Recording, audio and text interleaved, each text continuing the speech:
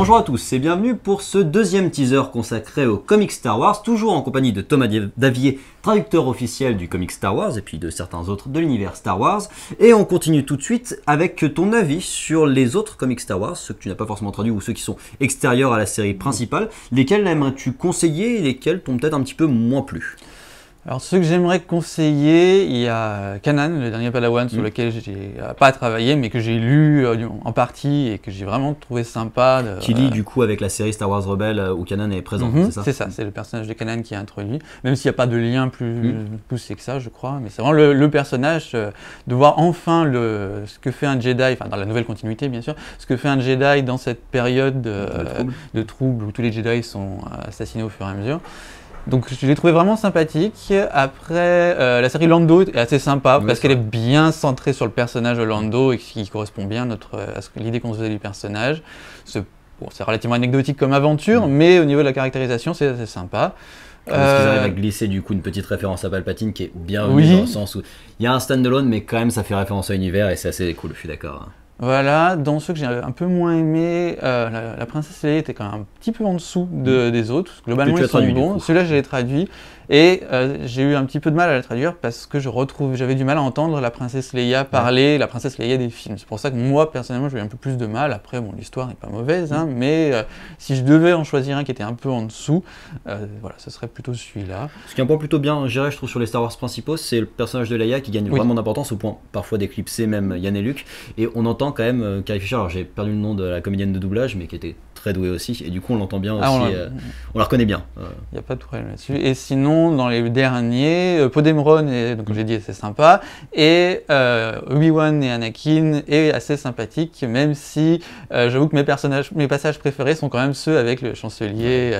Qui sont celles du comics, qui sont vraiment le truc le plus intéressant. Il y a des parties en flashback où on voit la relation entre Anakin et Palpatine qui se développe, et pour moi c'est vraiment les passages vraiment les plus intéressants. Même si le reste est sympathique, mais là où on creuse vraiment, c'est dans ces passages-là. Super. Alors, on va peut-être se concentrer un petit peu plus sur le métier de traducteur. Vous allez sûrement découvrir des choses, découvrir des secrets gardés depuis des millénaires. Alors, est-ce que tu as une anecdote particulière à partager sur tes traductions, que ce soit Star Wars ou Star Wars, quelque chose qui t'a apporté une difficulté particulière, voilà, une astuce dont tu as dû ruser, enfin... Bon, j'ai déjà parlé de la façon dont on travaille beaucoup avec les films pour avoir toutes les répliques le plus possible, ou même les termes, parce que comme vous le savez, le canon a été redéfini. Maintenant, l'univers officiel, c'est plus tous les romans qui ont suivi l'épisode 6. Donc pour nous, la consigne de base était claire, il fallait qu'on respecte surtout les films et la série Clone Wars, entre autres, qui est sortie après, et puis ensuite les films qui arrivent maintenant, comme l'épisode 7. Et ça n'a pas forcément été facile tout le temps, et notamment si je veux parler d'une anecdote pour retrouver les termes, pour trouver une cohérence dans les termes, c'est pour la traduction des escadrons, des groupes, le Red Squadron dans l'épisode 4, le Rogue Squadron après qui devient beaucoup plus connu évidemment. Le Squadron X-Wing du coup qui attaque l'étoile noire et compagnie. Et qui apparaissent dans les nouveaux films maintenant, le Black Squadron, notamment ensuite Poe Dameron.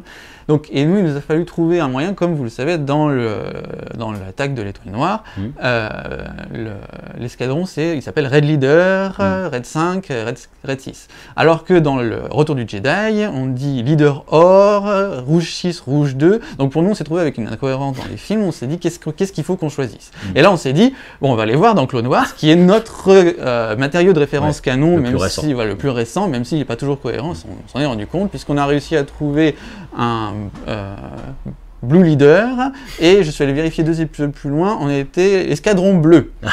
À ce moment-là, on s'est dit qu'il fallait que du coup, on n'avait plus de références cohérentes, il fallait qu'on fasse un choix, donc on a décidé de rester en anglais et de se baser surtout sur le Rogue Squadron, qui Rogue du coup est un terme qui n'est pas traduit, donc on est resté sur Red Leader, Red Squadron, Red Leader, qui est impliqué dans tout ce qui est univers jeux vidéo ludiques, de Rogue Squadron, de Rebel Strike et compagnie. D'accord.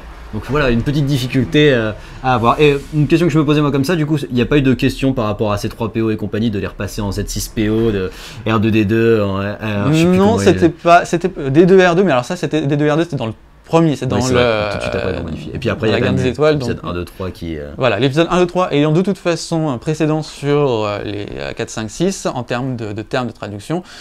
Bon, Z6PO, C3PO, c'était évident. Ce qui est assez rigolo d'ailleurs, c'est de voir que dans l'épisode 7, les doubleurs français ont fait une petite pique à ça quand C3PO se présente en disant bonjour, je suis C3PO ex Z6PO. C'est très rigolo qu'ils aient fait ça en français, qu'ils aient réussi à le glisser, je trouve ça assez marrant. Je l'avais pas vu en français, c'est toi qui m'avais raconté. C'est presque comme si on faisait allez hop, c'est dans la continuité, ça passe. Et il me semble que dans certains romans, je crois en français, il s'était démerdé pour dire qu'il y a un moment, il avait changé de nom entre les trucs.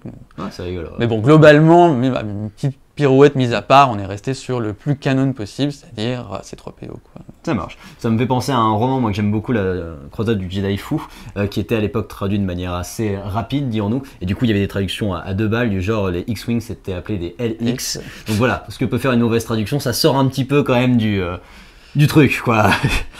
Voilà, qu'est-ce que tu attends du coup pour la suite de ces Star Wars, peut-être du comics Dark Vador aussi. On a brièvement parlé que tu aimerais que ça relie un petit peu plus, peut-être entre 5 et 6, peut-être entre 6 et 7 même. Je te laisse la parole là-dessus. Alors, donc sur Star Wars, donc on a déjà bien discuté. Sur Dark Vador, malheureusement on approche de la fin, parce que le comics va s'arrêter. Moi j'ai lu jusqu'au 24, donc là j'ai encore 2 mois à attendre le dernier. On a l'impression qu'il y a une ligne narrative, dans les derniers que j'ai lus, il y a une ligne narrative. Quoi. Oui, on va quelque part. Les ennemis impériaux, et puis voilà. On va vraiment quelque part, il y a une conclusion de l'histoire, et c'est pas mal parce que du coup on voit où la série voulait en venir sur 25 numéros.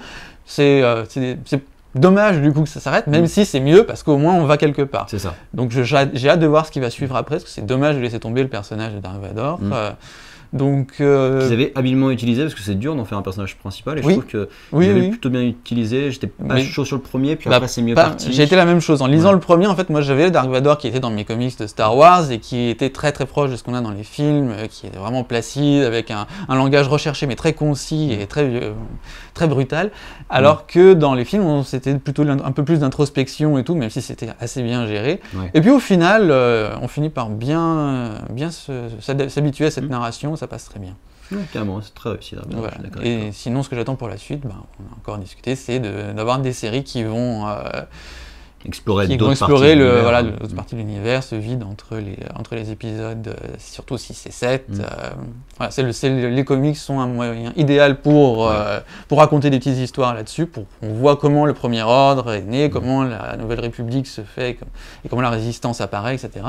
Là, pour l'instant, dans Podemron, on est déjà dans un statu quo qui est déjà installé. Donc moi, j'attends de voir ce qui se passe avant. Alors là, tu me donnes une transition absolument parfaite, parce que j'aimerais avoir ton avis du coup sur les derniers films, Star Wars épisode 7, et puis ce qu'a nous offert Rogue One. Qu'est-ce que tu en as pensé, toi, en tant que fan, en tant que traducteur, en tant que membre de l'univers Star Wars? L'épisode 7, personnellement, c'est pas vraiment moi ce que j'attendais. En film, globalement, c'est pas un mauvais film, un très mauvais film, mais en termes Star Wars, moi, j'ai eu un peu plus de mal. Je trouve que tout n'est pas mauvais dans ce film, mais je trouve qu'on aurait pu faire quelque chose de très différent qui, moi, personnellement, m'aurait plu bien davantage. Même si, il y a quelques petites fulgurances au niveau des nouveaux personnages, comme Rey, comme Poe Dameron, justement. C'est la force, les héros, je trouve que c'est vraiment l'une des rares forces de ce film, tout à fait, les 3 nouveaux héros. J'ai hâte, du coup, qu'on les développe, eux, et qu'on en fasse quelque chose de fort, même si j'avoue que... Quand on nous a dit on va faire table rase sur l'univers étendu, je me suis dit bon pourquoi pas, c'est l'occasion parce que c'était devenu très fouillis avec le temps. Table rase, mais on va quand même reprendre 2-3 trucs, genre on va mettre Thrawn dans Star Wars Rebels. Voilà, surtout on va récupérer l'amiral Thrawn, mais ça c'était ce que j'attendais. J'attendais qu'on récupère des éléments importants de l'univers étendu et qu'on les remette dans une continuité bien faite. Bon, ça n'a pas été fait comme moi je l'aurais espéré. Mais bon, j'ai espoir quand même dans les épisodes suivants qu'on consolide un peu tout ça et qu'on nous fasse un univers qui tienne vraiment debout. Le 7 étant une intro, c'est vrai que moi j'ai pas du tout aimé, mais on peut espérer que le 8 le sauve en fait. Que 8-9 partent sur quelque chose qui nous permette de se dire le 7 c'était qu'une intro, maintenant on va partir sur quelque chose de plus. C'est mon espoir principal, donc j'attends vraiment de voir ce que ça va donner. Et Rogue One? Alors Rogue One, j'essaie de m'en couper le plus possible pour pas avoir trop d'infos, parce que c'est quelque chose que j'attends avec impatience, dans la mesure où on creuse un peu. C'est un film qui va être un peu plus sombre, un peu plus recherché, etc.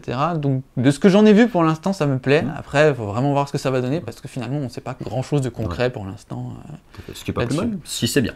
Voilà, ce sera la surprise, soit c'est une mauvaise surprise, soit c'est une bonne surprise. Je vais te laisser le mot de la fin. Écoute, j'aimerais que tu conseilles des comics qui toi t'ont plu, soit à traduire, soit à lire tout simplement. Et puis, c'est toi qui finis, c'est ton moment, c'est pour toi. Si je dois parler d'un comics là pour l'instant qui m'a particulièrement plu à traduire récemment, c'est pas du Star Wars parce qu'on a déjà bien fait le tour. C'est un comics d'Alan Moore, donc le monsieur qui a fait Watchmen, V pour Vendetta, et qui a dernièrement fait une série qui s'appelle Providence, et c'est une série qui récupère, enfin qui reprend, qui réécrit à sa sauce l'univers d'H.P. Lovecraft, donc l'univers d'horreur. Et c'est très recherché, c'est très détaillé, ça a été un gros défi à traduire pour moi, parce que du coup je l'ai bien travaillé parce que c'est moi qui l'ai traduit. Et voilà, donc si vous avez un peu envie de vous plonger dans l'univers de Lovecraft, c'est une bonne introduction, parce qu'on reprend vraiment beaucoup de choses qui existent dans l'univers. Et bon, il faut avoir envie d'y plonger un peu les mains, parce que c'est pas forcément facile, mais c'est très gratifiant quand on l'a fini. Voilà. D'accord. Bon, très bien. Moi, je te remercie beaucoup d'être venu du coup partager tous tes savoirs avec nous. C'était adorable autour de Star Wars et puis autour d'autres comics. Voilà, Thomas est passé sur de nombreuses choses. Je pense à Injustice que je vois juste là à côté dans la bibliothèque comme par hasard. Et c'est ça. On a tous un Thomas Davier chez nous. C'est comme ça. Je vous donne rendez-vous pour d'autres teasers spéciaux. Pourquoi pas pour redébattre de Star Wars d'ici quelques avancées. En attendant, je vous invite à liker, commenter, vous abonner. Puis je vous donne rendez-vous sur la page YouTube de Directive Première pour d'autres teasers, chroniques et encore plus de vidéos. À bientôt.